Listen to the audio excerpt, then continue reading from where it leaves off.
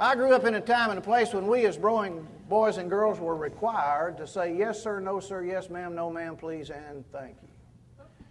And all of my heroes in the world where I grew up, many of you remember their names, Mr. Reese, Mr. Marvin, Mr. Sam A., Mr. Robert L., and Mr. Curdy. And the women that we love, we Southerners don't say Mrs., we say Miss. Miss Beatrice, Miss Velma, Miss Johnny Mae, Miss Virgie Mae, Miss Eunice. And we never called our daddy by his first name. Only happened at my house once. One night we were sitting at the supper table. We don't know what got into my younger brother, Dewey. He was seated 2 seats down from my dad. My little brother, I was there. I saw it. He looked at my dad with a wink and a grin, and this is what he said. "Hey, Frank, pass the beans."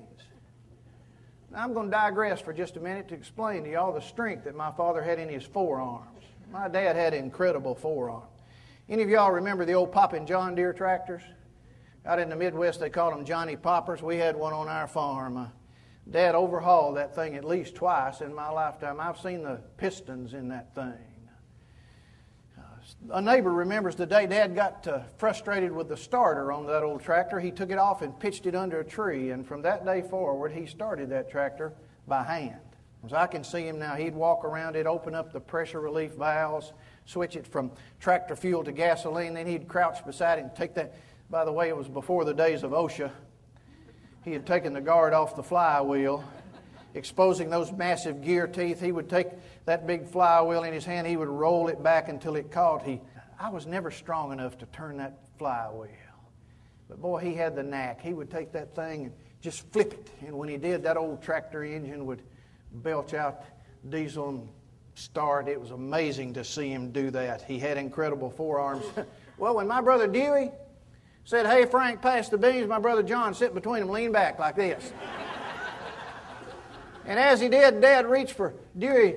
Daddy had hands as big as a country ham. He let his hand hover over his head for just a second. Then he formed a pair of vice grip pliers out of his thumb and his forefinger, gathered up all the hair he could grab on Dewey's head, and straight armed him out of his seat. Just whoop!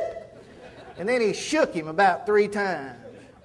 Not a word was exchanged, but where I grew up, that was called communication.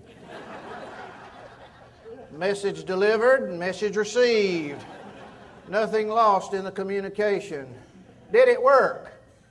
Absolutely. I have living proof it worked. About 2 weeks later, we're sitting at the supper table, and a little neighborhood boy was over spending the night. That was a big deal. Stranger at the table. Introductions were going on. This little boy looked at my brother Dewey and said, "What's your daddy's name?"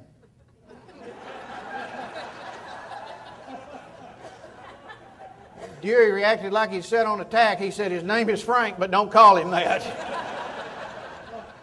I had a friend tell me not too long ago, said when he was a boy, said he was late for school one morning, and he had to go to the outhouse, and he got up there and he shut the door, and he said he heard the screen door slam, and his mother had come out on the side porch. She was hollering for him, "Where are you? Where are you? You're going to be late for school. Get down here. Where are you? You're going to be late for school." He said she kept hollering, and I just kept quieter all the time. Said, finally, I heard the screen door slam again. I thought she'd gone back in the house. He said, "I'm just sitting there."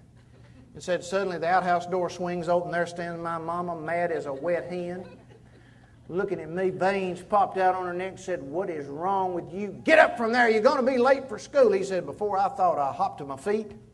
And when I did, my elbow brushed my overcoat that was lying right beside me, dropped off in the other hole. He said, we had about a 3-foot-long piece of number 9 wire with a hook in it hanging on a nail for such emergencies. He said, I jumped up, grabbed that wire, dropped it in there, fishing for my coat, hooked the collar, started pulling it out. Said, Mama jumped right up in my face and said, "What is wrong with you? You can't wear that coat to school now." He said, "I know it, Mama. I've got to get my ham and biscuit out of my pocket."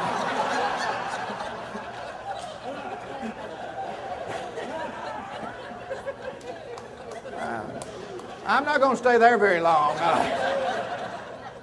But when I would go visit him in the summertime, and I was the only one among my brothers and sisters and my sister that would stay with him a week at a time, they would drop me off. Mother and Dad would drop me off on Sunday afternoon. I remember the first time they left me there to spend the night, and that truck started out of that hollow. I wanted to cry, but I didn't. And the next time it was easier.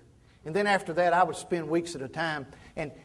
When they left me on Sunday, I knew the first thing we'd do on Monday morning, he and I, we'd go down to Leonard Carter's General Store in Riddleton, Tennessee, and he would purchase for me 6 knee-highs, 3 orange, 3 grape, 29 cents a 6-pack if you had the returnable bottles. And 6 of what he said was the best chocolate in the world. He left out the second H. He called it Hershey's. We got 3 with almonds. They never broke straight. And then we got the kind made in the little bricks. And so I'd get 6 knee-highs, 6 Hershey bars. And they did have a refrigerator, no running water, but I would line the bottles up in the refrigerator door. Orange grape, orange grape, orange grape. And then I'd keep the candy bars in a brown paper sack to keep the moisture from the refrigerator seeping into the candy wrappers. And every day for 6 days he would ration me 1 knee-high, 1 Hershey bar. Some nights I'd lie in that feather bed and dream about tomorrow. When will I eat my Hershey bar, drink my knee-high? On a normal day, after an early breakfast about 10 o'clock in the morning, I would wash that Hershey bar down with a glass of cold milk.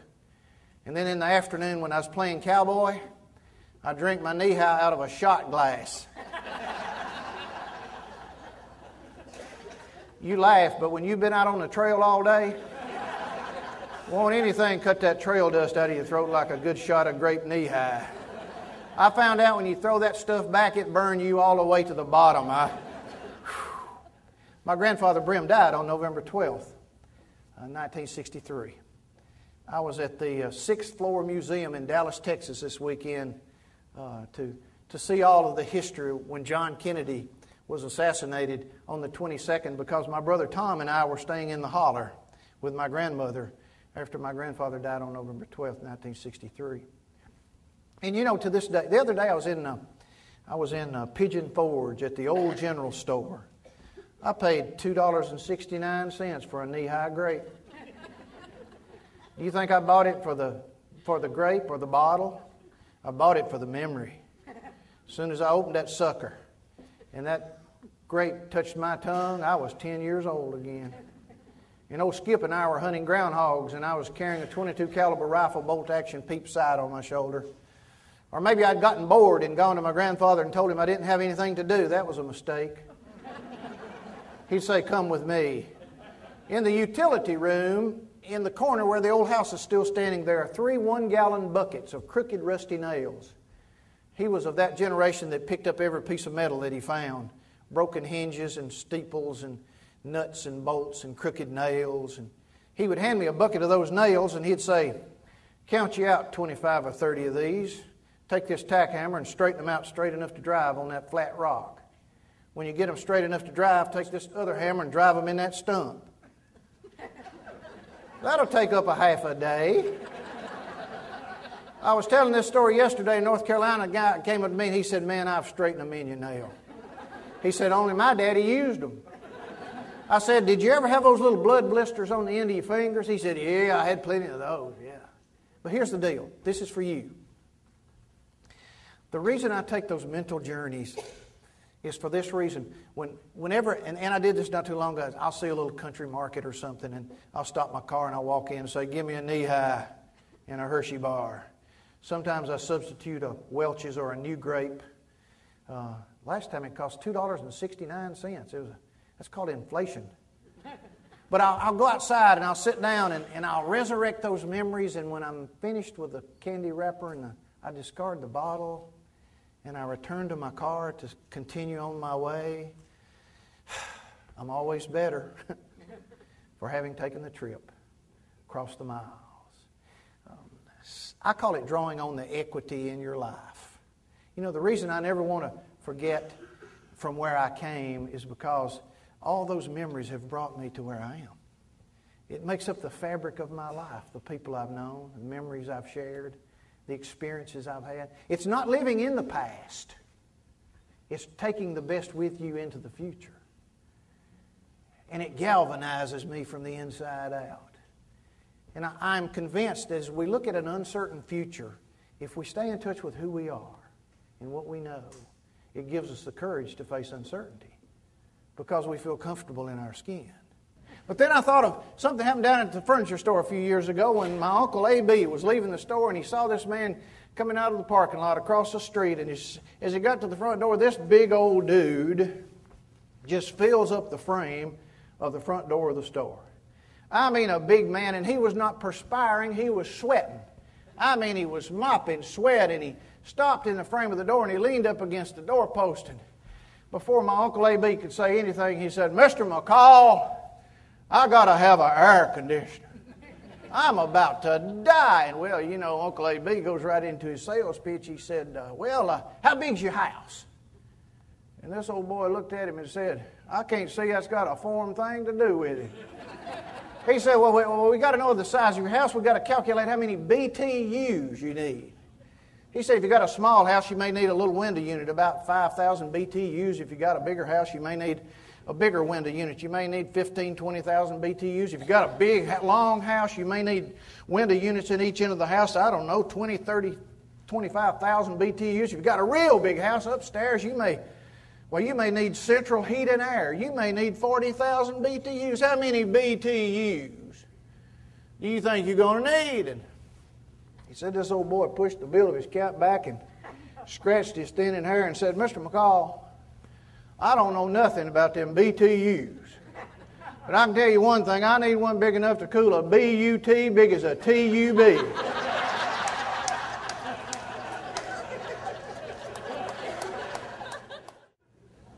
The guy was telling me when he was a boy, he was going to school, and he said one year crops were bad and food was scarce, and he said all we had was field peas. He said, I got sick of field peas. He said, 3 meals a day, we ate field peas. He said, we had field peas for breakfast, we had field peas for lunch. At supper, we got field peas. He said, every day my mother packed my lunch and take my lunch pail, and I'd have a pint jar of field peas. And he said, I got so tired of it one day, I got so desperate, I decided I'd steal somebody else's lunch. And he said, back in the cloakroom, there were all these lunch pails, everyone alike, different, some more rusty than others, but they were all lined up. And he said, I slipped back there during the break, and I started down the bench, and I started picking them up. And said, I got this one that was really heavy, and I said, that's it. And he said, I took mine, and I replaced it. And he said, came lunchtime, I was so excited I wasn't going to have to eat field peas. And he said, so I took my heavy lunch pail, I go out under the tree and I open it up. And inside there are 3 green walnuts and a claw hammer.